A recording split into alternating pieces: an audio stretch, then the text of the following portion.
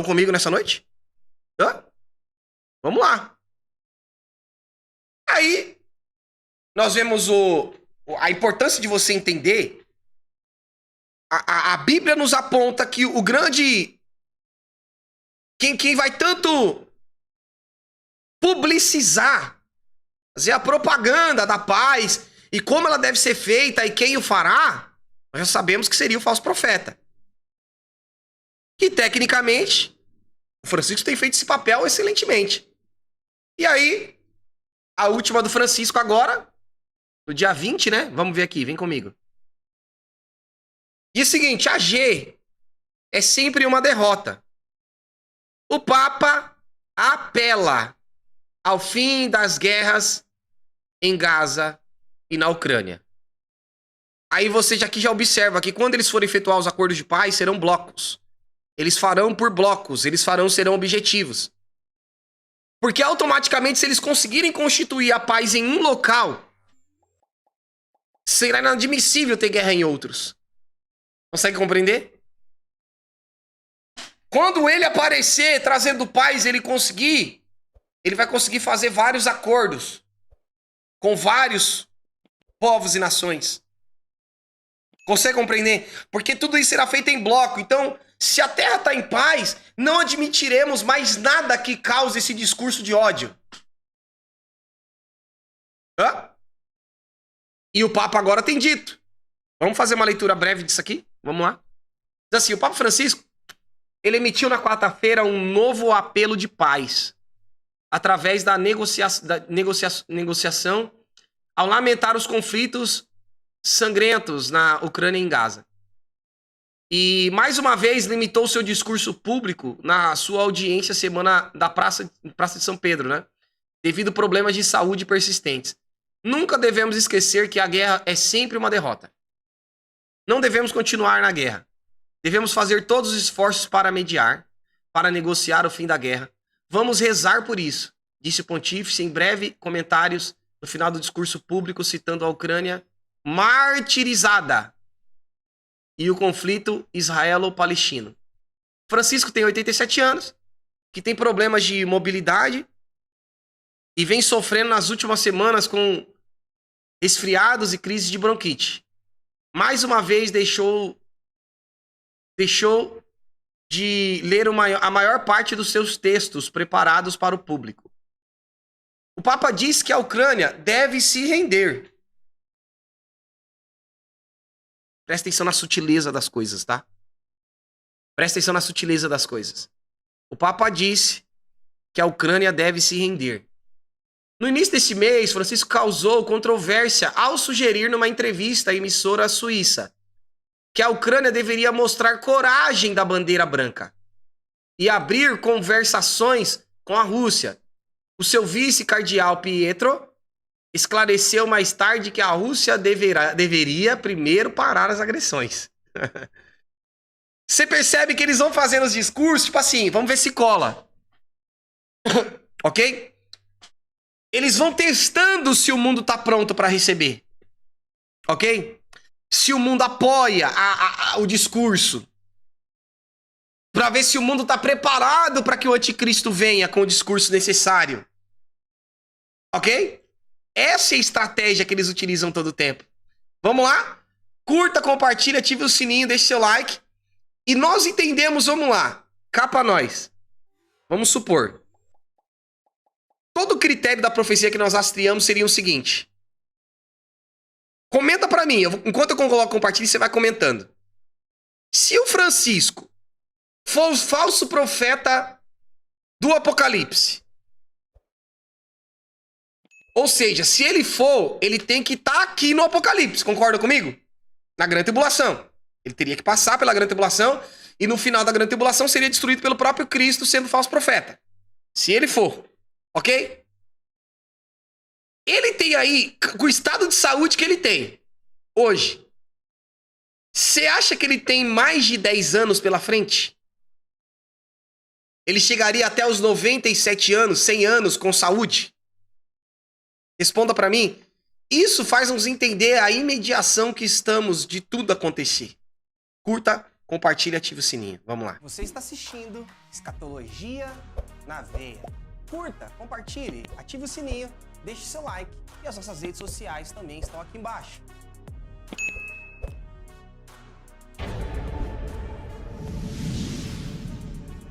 Vem comigo no Escatologia na Veia.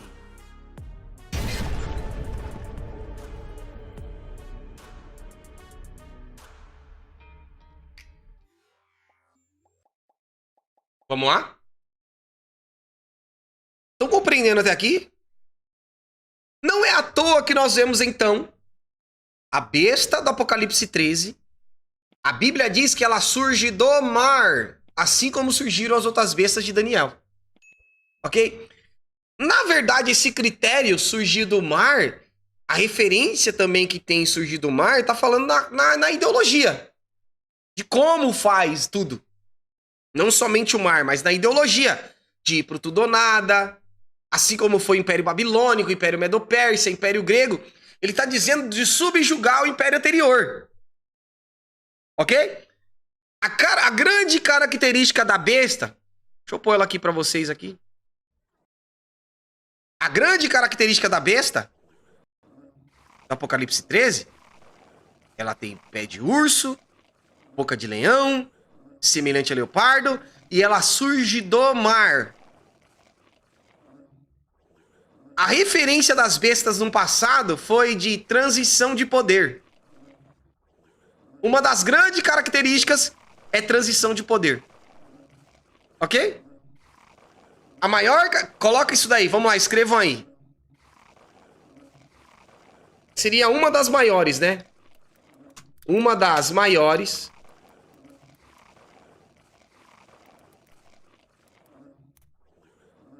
Opa.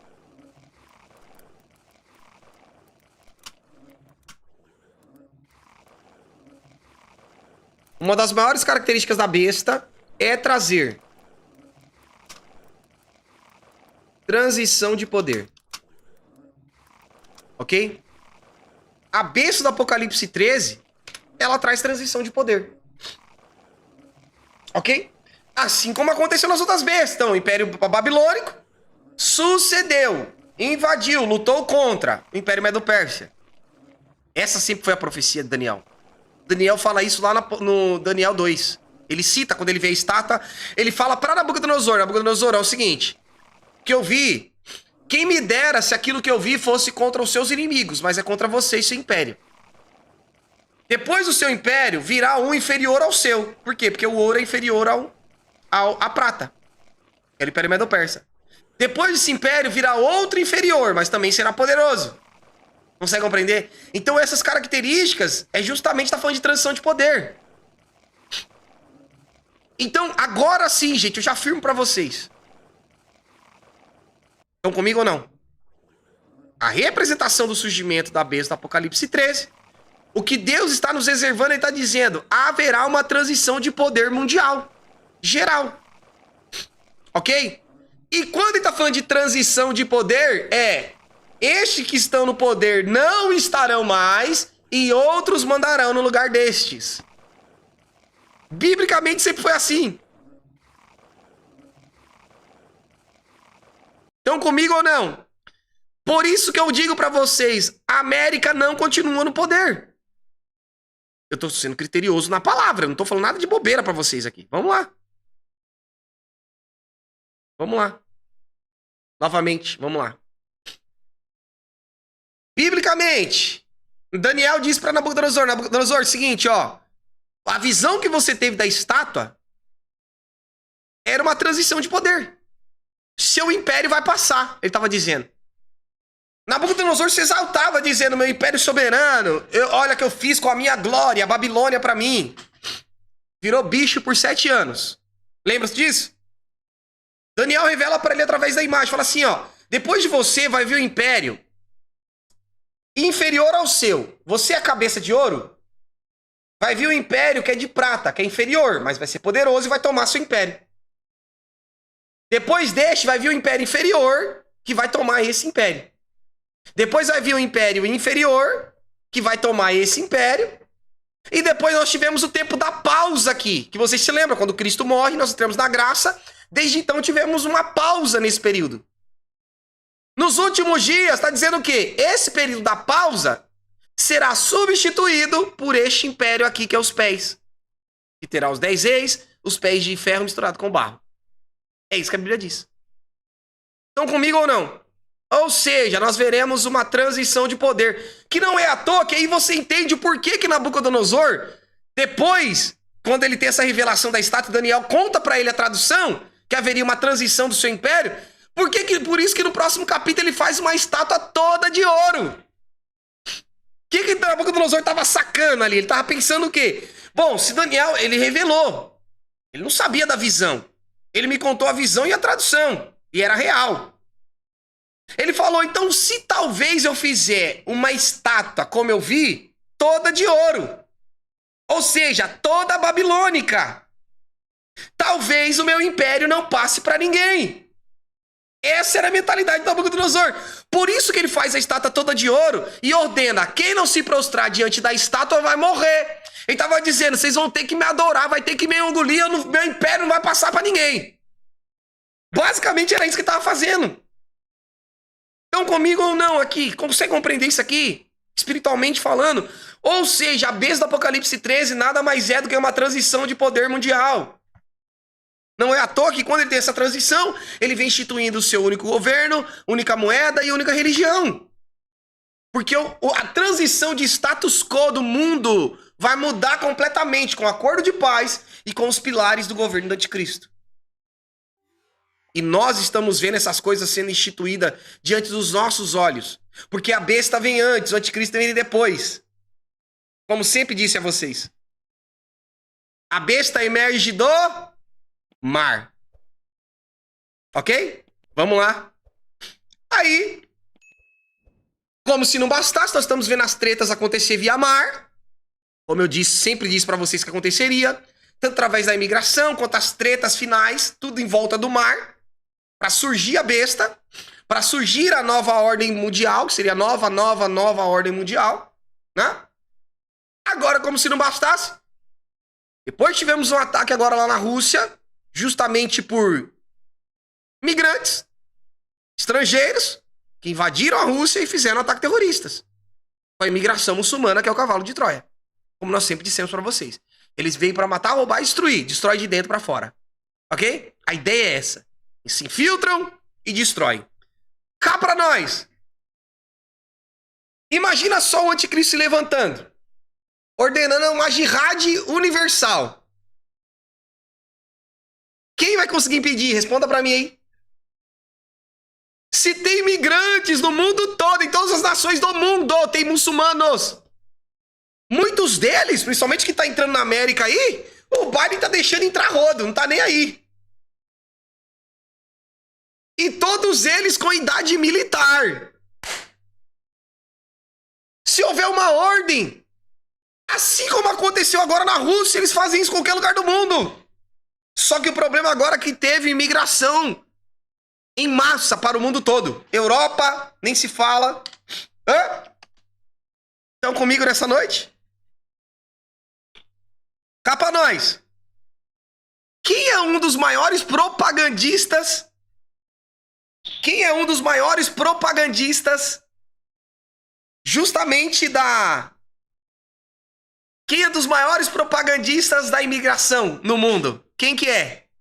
Que disse o seguinte discurso: não devemos construir muros, devemos construir pontes. De quem esse discurso? Comenta pra mim aí. Vem comigo no Escatologia na Veia. Você está assistindo Escatologia na Veia. Curta, compartilhe, ative o sininho, deixe seu like e as nossas redes sociais também estão aqui embaixo.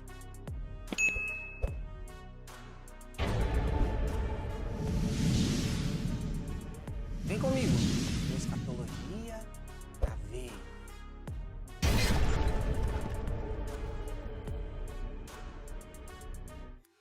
Vamos lá? De quem que é o discurso? Não devemos construir muros, devemos construir pontes. Dizendo, deixe os imigrantes entrarem nos seus territórios e destruírem vocês de dentro para fora. Ah, de quem esse discurso lindo? De quem que é? Francisco Aria. Hã? Estão conseguindo entender como que vai funcionar a coisa? Hã? Estão conseguindo entender? Ou você acha que o Francisco não sabe que eles são terroristas, que eles estão destruindo nações e podem fazer terrorismo a qualquer momento? Você acha que o Francisco não sabe disso? Não é à toa que é chamado da grande meretriz, a grande prostituta, que tem o sangue dos santos em teu cálice. Não é à toa que a Bíblia diz isso. Hã? Agora eu pergunto pra vocês. Se lembra que nós estudamos? Presta atenção nisso aqui que é poderoso. Se lembra lá no Apocalipse 18, Apocalipse 19, julgamento da meretriz, Apocalipse 17, 18, 19. Quando tá vindo ali a meretriz, a Bíblia diz o seguinte, que a prostituta, ela tá assentada na besta. Não, vou pegar isso aqui pra vocês de novo, vamos lá. Deixa eu abrir aqui, vai. Eu não ia abrir não, porque vocês já viram isso aqui, mas vocês esquecem as coisas rápido. Eu não sei porque vocês ficam surpresos com muita coisa. Às vezes vocês esquecem as coisas rápido, né? Vamos lá. Vou colocar aqui na telinha pra vocês. Vocês são maravilhosos. Quero lembrá-los disso aqui. Eu sempre trouxe isso daqui pra vocês. Agora, cada dia mais, a gente só cresce em credibilidade em tudo que tem ensinado. Porque tudo que a gente fala tá em 3D na nossa frente aqui, ó. Olha isso aqui. Quem lembra desse gráfico? Eu sempre trouxe pra vocês. Apocalipse 17. Tá mapeado aqui, gente. E os gráficos nos ajudam a mapear. E aqui tem uma grande questão. Novamente, olha isso aqui. Que poderoso. Apocalipse 17. O que ele diz? Eu vi uma mulher que estava vestida de púrpura, de escarlata e adornada de ouro, pedras preciosas, pérolas. Tinha na sua mão um cálice de ouro cheio das abominações e da imundice da sua fornicação. Fornicar, espiritualmente, é trair. Ok? Prostituição é trair. Fornicar, se prostituir.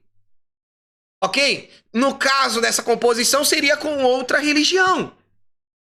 Ok? Você vê Deus falando assim, ó. Você já viu Deus falar alguma vez? O budismo está se prostituindo com o Islã? Não fala, por quê? Porque já não convém, não tem nada a ver uma coisa com a outra. Agora, quando Deus se relaciona falando a respeito da prostituição dessa mulher, ele está se referindo para com aquilo que o serviria, que seria justamente o cristianismo.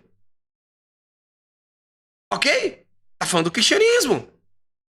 Ou seja, ele estava com o cristianismo e prostituiu esse cristianismo sentando na besta do Apocalipse, que é a representação do califado islâmico.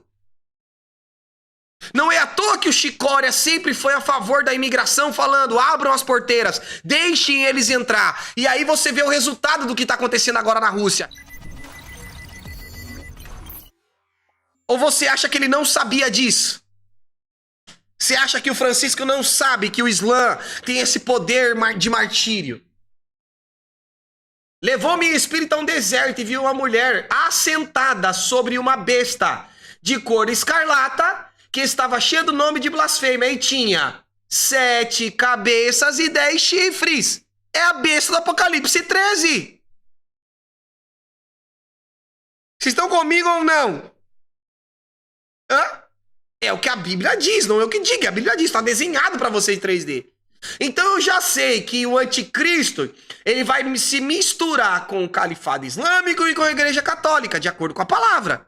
E aí quando nós olhamos então para o ecumenismo, nós vemos a prostituição e a aceitação de tudo aquilo que o Islã tem feito do martírio em massa de cristãos e de judeus. Que é o ressurgimento da Babilônia. O 8º rei, no caso, seria. Vocês estão comigo nessa noite? Hã? Aí nós vemos o quê? Opa! Vou voltar aqui a imagem. Aí nós vemos então a besta do Apocalipse 13. Aí a Bíblia diz o quê? Que essa prostituta, ela tem um cálice na sua mão. E diz que esse cálice é o sangue dos santos. Só que vocês se lembram que na última live... Quem aqui se lembra? Vamos ver se vocês estão em escatologia mesmo na veia. Quem aqui se lembra que eu trouxe pra vocês da última live que no ano 2000 O João Paulo II, ele fez algo. Quem se lembra que eu trouxe aqui para vocês que isso foi considerado como algo histórico? Quem se lembra que eu trouxe para vocês que o João Paulo II, ele fez um discurso e no discurso ele fez algo. Quem se lembra disso? Quem se lembra o que o João Paulo II fez? Vou abrir aqui de novo para vocês pra gente achar. Vamos lá. Para vocês entenderem o quão cirúrgico aquilo que eles estão efetuando. É cirúrgico. Ok? Vamos lá. Deixa eu ver aqui. Deixa eu achar aqui para vocês. Quem se lembrar, coloca aí. Quem se lembrar, já coloca aí. Vamos lá. Aí, a galera tem escatologia na veia. Glória a Deus. Não vou nem precisar colocar então. Vocês têm escatologia na veia. Exato, galera. Exato. Vamos lá. Ou seja, não seria válido se ele pediu perdão? Se o João Paulo II, se ele pediu perdão, não seria válido perante a Deus? Hã? Olha o que está dizendo aqui, 7 de março, o Papa João Paulo II, ele pediu perdão pelos erros cometidos. Pelos erros cometidos por alguns membros da Igreja Católica nos últimos 2000 anos. Entre eles, a Inquisição, as Cruzadas e a hostilização ao povo judeu. Ou seja, o Francisco, ele está destruindo tudo isso daqui. Por isso que eles tiraram o Bento XVI. Vocês estão comigo ou não? Enquanto João Paulo II manteve, o Bento XVI vinha na mesma linha do João Paulo II, o que o Francisco vem agora? Destruindo tudo que eles construíram. Apoia o Islã, que é o maior perseguidor de cristão no mundo. Não critica Maduro, não critica comunista nem a pau, que são os maiores perseguidores de cristão do mundo. Por quê? Porque o cálice ainda está cheio da prostituição da meretriz. Estão comigo nessa noite ou não? Ou seja, ele desfez o que João Paulo II... O que ele veio para fazer é desfazer as obras do João Paulo II. E tem uma galera herege aí dizendo que o João Paulo II vai ressuscitar, porque o corpo dele tá lá, ele vai ressuscitar, e eu não duvido não, né? De ter montado hoje. Mas, enfim. Hã? Vocês estão conseguindo compreender, então, dentro do critério bíblico, gente? Aqui nós não trabalhamos com achismo de nada. Nós observamos a história bíblica, os contextos históricos mundiais, filtramos isso dentro da Bíblia e conseguimos fazer uma conexão profética. Curta, compartilha, ative o sininho. Vamos lá. Você está assistindo Escatologia na Veia. Curta, compartilhe, ative o sininho, deixe seu like e as nossas redes sociais também estão aqui embaixo.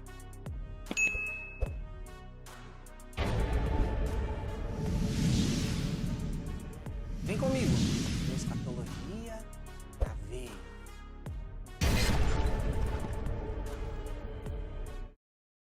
Conexão profética. Aí, tem alguma coincidência isso aqui, não? Hã? A Bíblia diz, então, que a prostituta se veste de púrpura e escarlata, tem um cálice na mão, cheia de pedra preciosa. Hã? Coincidência zero, né? Aí o João Paulo II pede perdão por tudo que efetuou. Aí ele vem desconstruindo tudo e se assentando com os maiores perseguidores de cristãos do mundo. Palma pro Francisco. Ó o amor, ó. Hã? Sendo que até isso daqui é antibíblico, porque a própria Bíblia nos diz o quê? A Bíblia diz na profecia, quando está dizendo a respeito do Esaú, quando está falando a respeito do Jacó, falando, ó, 2 nações está no teu ventre, Rebeca. Uma vai lutar contra a outra, e ele vai viver pela espada, e quando ele se revoltar, vai se livrar do irmão pela espada. O grande símbolo do Islã sempre foi a espada. Ok?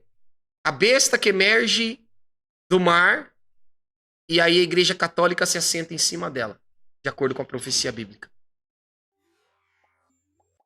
Justamente trazendo o ecumenismo. O ecumenismo é a maior heresia que tem na história da humanidade, porque Deus ordenou que não pode juntar. Não se junta. Ok? De acordo com a palavra de Deus. É proibido isso na Bíblia. Adorar outros deuses. A nação de Israel sempre foi cativa porque se desviou dos mandamentos de Deus e adorou outros deuses. Sacrificou outros deuses. Essa sempre foi... O juízo de Deus sempre veio por essa conta. Ok?